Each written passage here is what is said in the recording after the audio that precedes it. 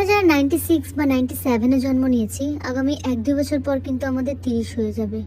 ইয়া খোদা, ছোটবেলায় যাদের 30 ছিল তাদেরকে বুড়া ভাবতাম, আর এখন মনে হয় জীবন তো কেবল শুরু হলো।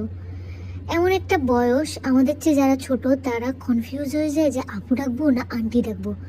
আর আর আমাদের সেম এজের কোনো ছেলে যদি ভুলেও ফ্লার্ট করতে আসে, তাদেরকে বলতে মন চায়, আরে বাবা, সময় মতো যদি বিয়ে হতো তাহলে তোদের মতো একটা ছেলে থাকতো। আমার তো বিশ্বাসই হয় না যে আমি মা হয়ে গেছি। মানে সিরিয়াসলি মনে হয় যে সত্যি কি এটা আমার বাচ্চা, মানে সত্যি কি আসলে এটা আমার বাচ্চা।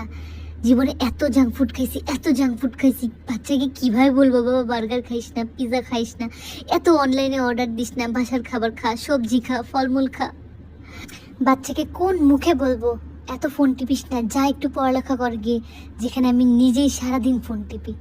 কোন মুখে বলবো যে যা একটু আলমারি গুছা গিয়ে, যেখানে আমার আলমারির অবস্থা থাকার না। মাঝে মধ্যে মনে হয় এই পিচ্চি বাচ্চাটা আমার ভরসায় দুনিয়া আসছে, মানে সত্যি আমার ভরসায়, যেখানে আমার নিজের খেয়াল আমি নিজেই রাখতে পারি না, এই বাচ্চার খেয়াল আমি কিভাবে রাখবো আল্লাহ জানে।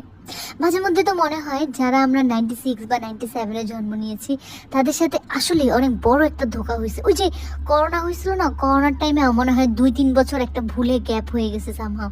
না তো কিভাবে আমাদের মানে আর কিছুদিন পর 30 হয়ে যায়, আল্লাহ ভাবতেই অবাক লাগতেছে।